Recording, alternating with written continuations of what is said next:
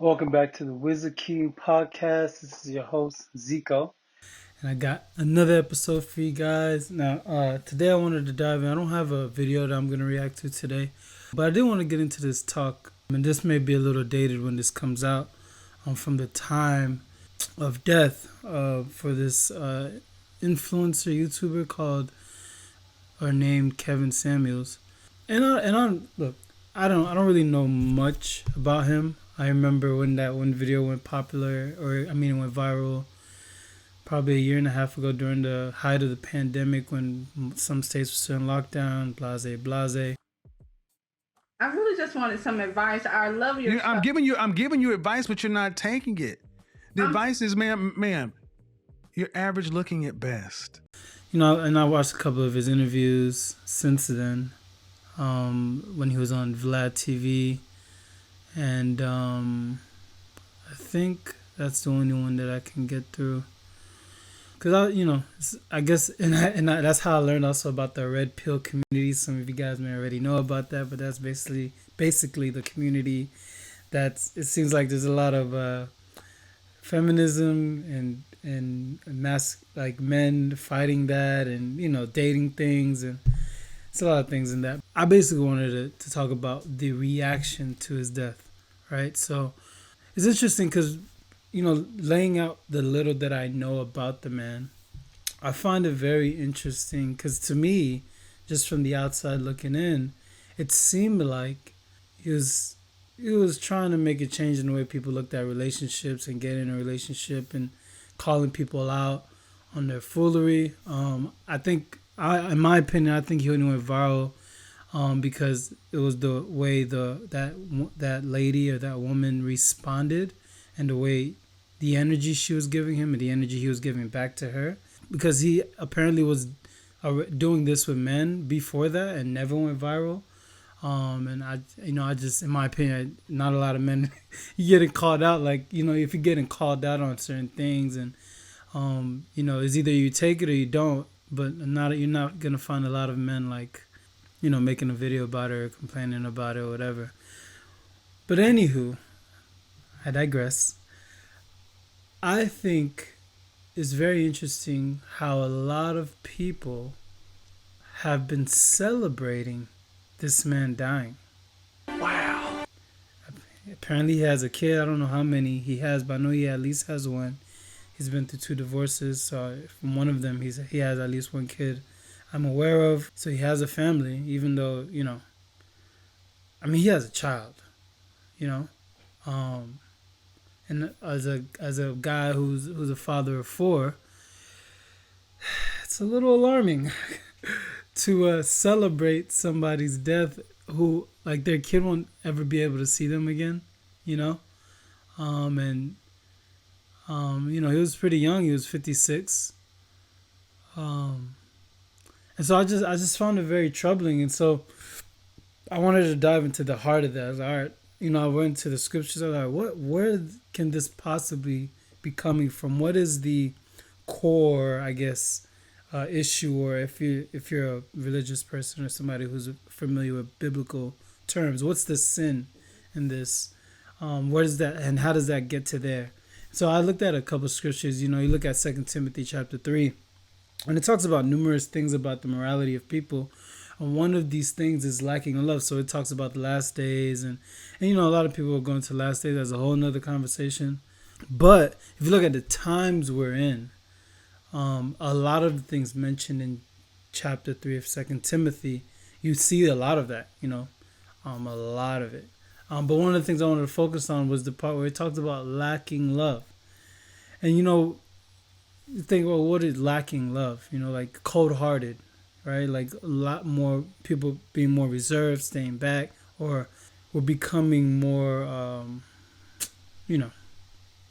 I can't think of the word right now, separated in a sense, polarized. That's a popular word that's being used a lot now. You hear a lot, different podcasts and stuff, but it's a good word, I think, because of the politics and everything that's going on. People are becoming, diving deeper and deeper into their like caves or into their different sections of what they believe in, and I don't think that's a good thing, to be honest. I think, it's great if you can have debate and discussion, and I debate your views, you debate mine, and see if I can learn something, or maybe you can learn something from me, depending on whose whose debate is better, or whose argument is better. With more people seemingly to lack love, and then a lot of people like me, yeah, on the sidelines have been watching the cancel culture. When it starts with, it's in politics, and then it transferred to comedians, and now it's transferred to like employee, like regular employees and jobs, and so it just keeps growing and growing, and then you look at the protests. I mean, the George Floyd is a good example, but even looking at recently the Roe versus Wade, just how violent, and people showing up at certain judges' houses and threatening to burn it down, and I mean, it's insane. It's scary times we live in. Don't get me talking started about the Second Amendment, because man, I got a family, and so just to see that, and have the possibility in your mind, like, okay, that could be me, that could be my family, that could be my home or my parents' home.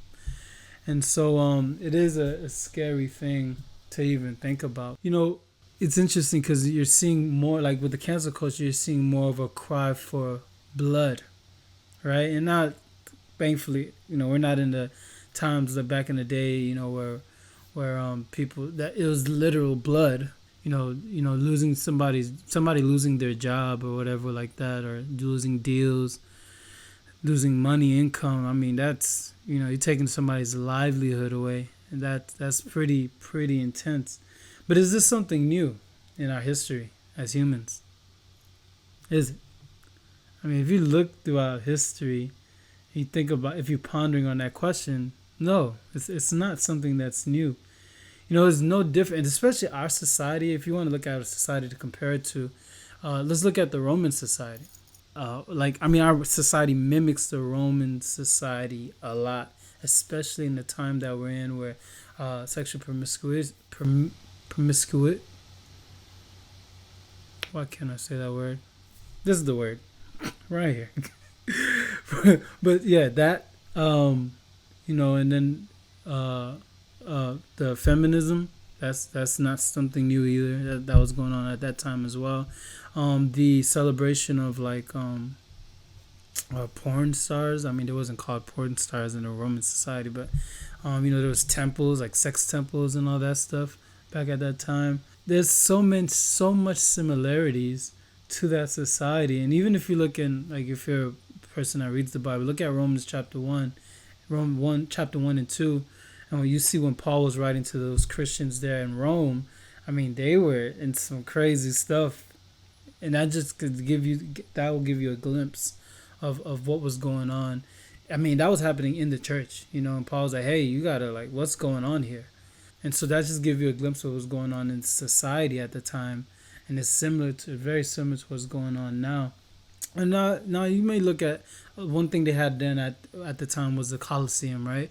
And yeah, we may not have slaves, quote unquote, here, that we forced to go fight in a huge Colosseum to the death, or get eaten by animals, or Christians getting burned on stakes or eaten by animals as well, because they wouldn't bow down to Caesar. But it does seem that the thirst or desire that people back then had to see individuals go at each other is growing more and more today. It's the same. It's the same heart. Like this thirst, this desire to see others torn down, or to be heard, or to take that person down, block their account. All this crazy things that we're seeing nowadays, and people are entertained by it. I mean, don't get me wrong. There's certain things I'm like, I gotta see what's going on here. It's entertainment in some ways. The cancel stuff is interesting because now that we've had some time to really see it, like, fully evolved, and see like what it is, it's not that entertaining. It's a little weird because now it's used as a weapon. It's not used. I think in the beginning it was supposed to be something that could have been good, right? Like, for people, individuals that maybe have misused their power or their influence or their roles or whatever companies they were in at the time, and people were calling them out on it for the first time, and they had the power to, which was great. So it kind of puts everybody the same playing field, but it's definitely evolved into this beast that is uncontrollable, this wildfire that's trying to consume everything in its path. But let's look at some other things, right? So they had the Colosseum where they watched gladiators go at each other. Slaves, most of them were slaves, or most of them wasn't gladiators, or Christians that was getting torn up by animals, or gladiators would go against vicious animals. And one of the things that was very interesting, and I'll put my sources, everything that I read down here in the description box. But one of the things I found interesting was the amount of unemployed at the time.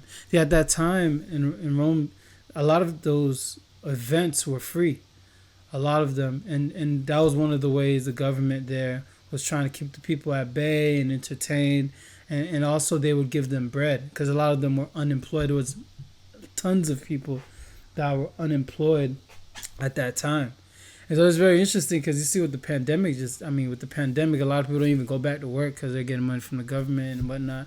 And so there's millions of people unemployed. It's wild. I'm sure you've seen it where you go to a Chick-fil-A or Starbucks or something. They don't even have the lobby open, or they're not open at all. And these are just a couple places that I've named. But there's tons of companies that's being affected by this. And I don't think it's in my opinion, I don't think it's a good thing at all. But just like they had, like the government was doing that entertainment, providing that as entertainment, those fights or those deaths or whatever it may be, we're being entertained by all this other stuff on media. You look at, especially like mainstream media and social media and all these things, like we're looking for they're providing clickbaity things or things that can get us mad, and that's what people gravitate to more, is things that make them mad.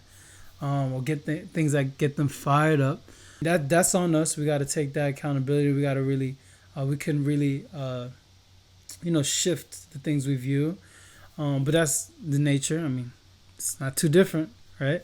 Something that I found very interesting, which was written in an article written by Chris Truman, that during this time, a majority of the population, while they were getting free food, what I found interesting is that similar aspects of the culture that represent our culture in America, and the fact that more and more people became less sensitive or desensitized, that's the word we use today, right? Desensitized to what, like, vicious deaths. We're becoming more used to it. It started off with films, and I'm a big movie. I love movies. I love anime as well. So you start with that, which is fake. It's like, oh, okay, you'll see that actor, on a news interview, whatever, talking about the movie. But in the movie, he got chopped up into pieces or something. But now we're getting more real clips of people, like real people really dying in real time. But these are the things that are getting pushed. And like I said, it's on us because we're making these things go viral. It's triggering us. We're sharing it and all that stuff. But unemployed, so let's break it down. We're unemployed, getting free stuff from the government, get all the stimulus checks, entertainment. Now we're being desensitized with this amount of entertainment, right? And the love of we're becoming more cold-hearted. It's not everybody, but generally, if you just look at the response, like going back to what brought me down this rabbit hole, and like what is going on when we're celebrating somebody's death. This is where it goes. Like, this is how we get here. In a sense, there's a few other things that I mentioned, but if you just look at it, like, it's a direct path to like celebrating somebody's death. Well, you combine those things, right? All this stuff, like the government providing all this money, entertainment. The thing that people still need, and most people agree on this, whether you're religious or not, is purpose. Regardless of all these things, we as people need purpose. we need direction in our lives. And with no direction, there's a scripture in Proverbs 29. It says, without vision, people cast off restraint. And it's like, what is the restraint that it's referring to, right? Like more restraints, self-control. Like all these, we start to push the boundaries that we originally had. We start pushing them more and more and more, because now it's why should I have that restraint? Yeah, why should you? And then you just keep pushing, going and going and going, and now my gender is fluid. Okay. And it's it's like yeah, that's how far it goes though, right? Like it's interesting because it's not even it's crazy because you start like, okay, I'm gay, all right, so this person says they're gay, great, but now you end up all the way to now the boundaries are pushed in even more. And this is just one example of where the boundaries are pushed, where like, well, I can switch my gender, and yeah, that's what it is. Now there's not even a solid definition of people that are quote unquote in the community, the LGBTQ community, or LGBT plus, or whatever it is, LGBTQ plus. There it is. But there's not even this like a sense of really definition of who. I mean, there's pansexualism and it's all this crazy madness, and the boundaries just keep getting pushed more and more and more. And so with people not having a solid moral foundation, what do we do? What do you do in this case where it seems like nothing is getting better? I mean, just recently, and like this will date the podcast as well, but that's fine. Just this past weekend, you had like all these different shootings. One in Buffalo, and then you get another one in another state, and it's like this one in Buffalo is they're labeling it as a hate crime, and this guy live streamed it on Twitch, and I mean, you hear the stories. Like I heard listening to one lady who was talking about she was there with her daughter, and she's a grandmother, and so she took off, and she didn't even realize her daughter wasn't behind until she was at the end of the store. And now she's in this crazy position or predicament. It's like, do I go back for my daughter, or do I try to make it out so her kids have some family left?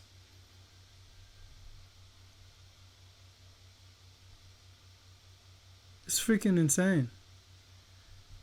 It's freaking insane.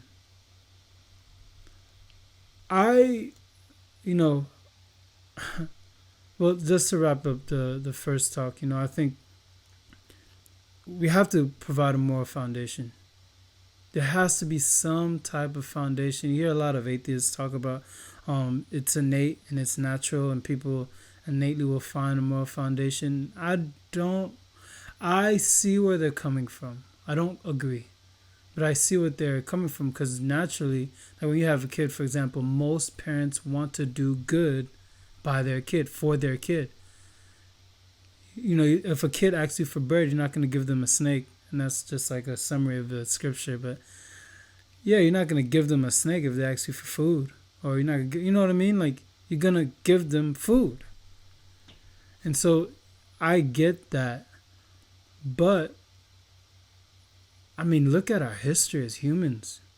We've done a lot of great things, but we've done a lot of evil things. And we still do a lot of bad things today. I mean, it's just who we are. We're learning, we're growing, but without kind of like a moral foundation, without restriction, it's hard to explore creativity. I've been reading the 12 Rules of Life, probably mentioned it before. And I'm in a chapter where it's titled, Don't Make Your Kids Hate You, or something like that. I don't remember. There's rule number 5 by Jordan Peterson.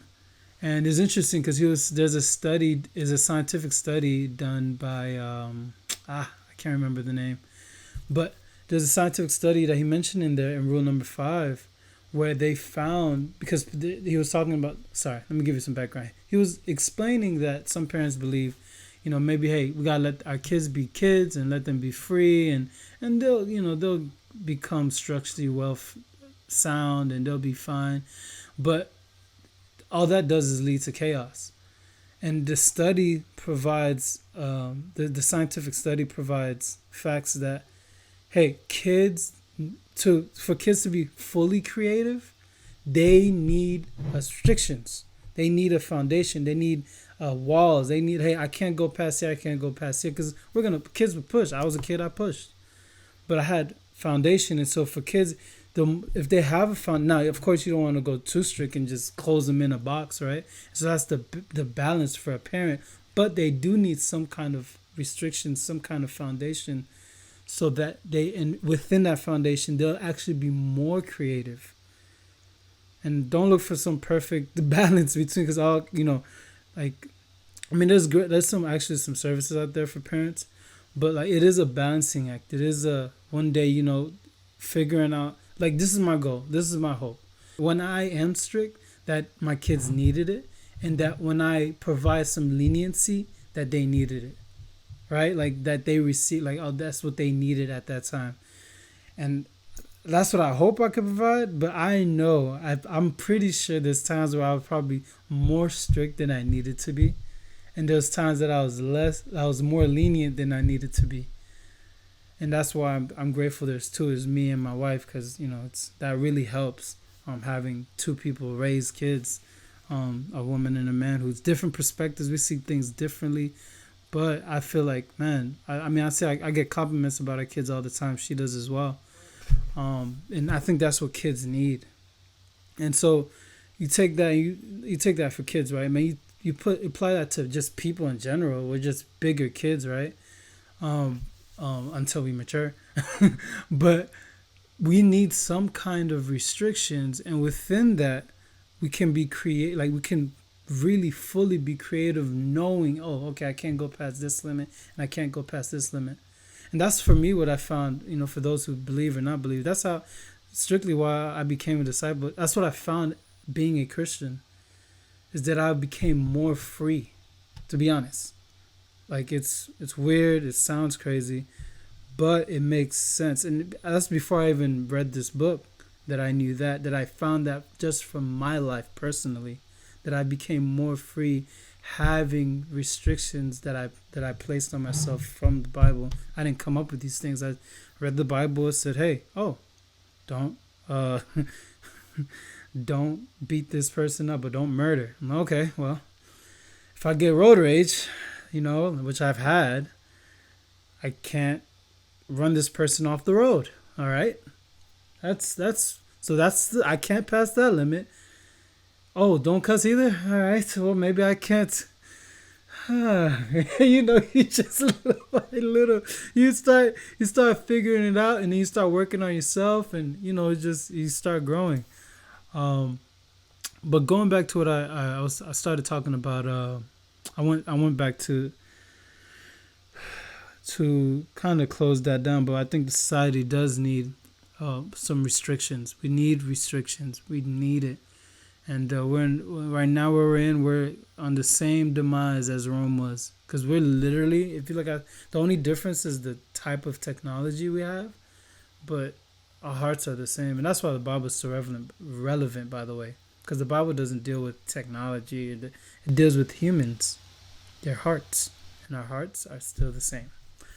But going back to what I almost went into before I closed that part of why I think it's crazy that people are celebrating death. I honestly don't remember what I was talking about. Yeah. So anywho, going back to that moral foundation, and I'd love to debate somebody on this if you believe that, hey, I think humans can come over. They don't need a Bible. They don't need somebody to give them. They don't need guidelines. We don't need laws. Great. I'd love to talk to you about it, debate it, whatever. And maybe I'm wrong. But right now, just based on experience and seeing how much it's benefited me in my personal life, and how much it benefits as benefits society. Like, I look at the hate crime that they are labeling this the Twitch, the killing by this guy, which he live streamed it on Twitch. I mean, it's insane. Um,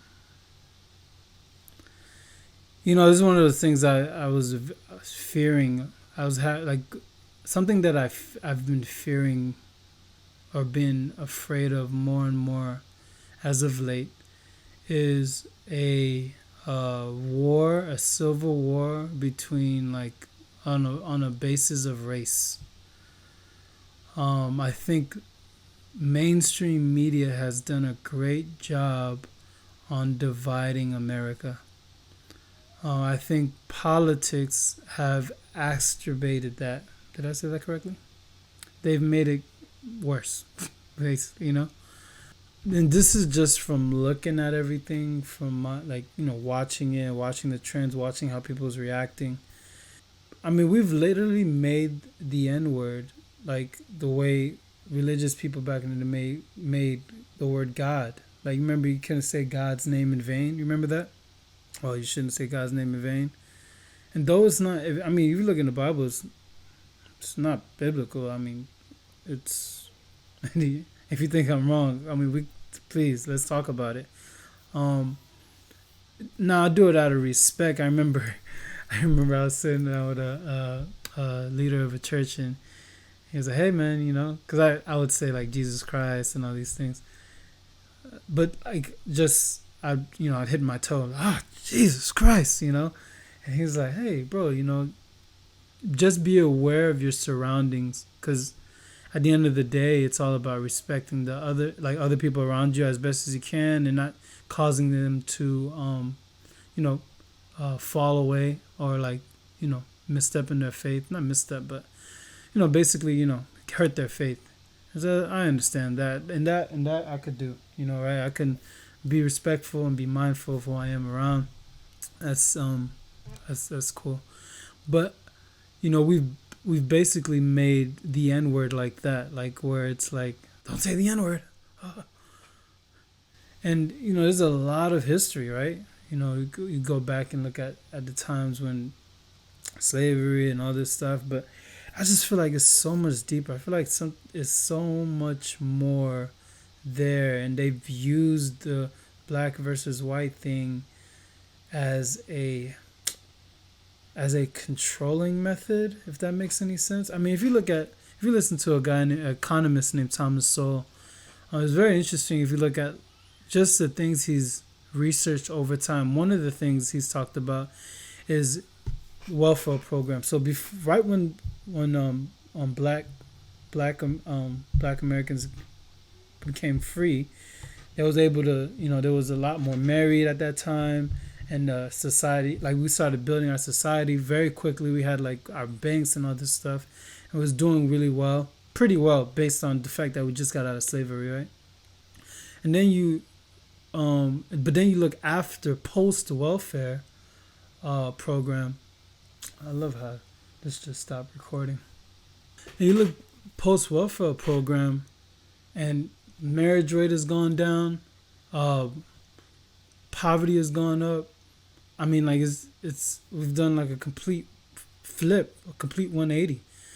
And so he studied the effects of welfare in Britain, or in London, yeah, British, whatever, in London, but it was white folks who were in this area who were, with the welfare programs, or were given welfare programs, and the same effects that happened here in America that I just explained, it had the same effect or impact on those white folks in London.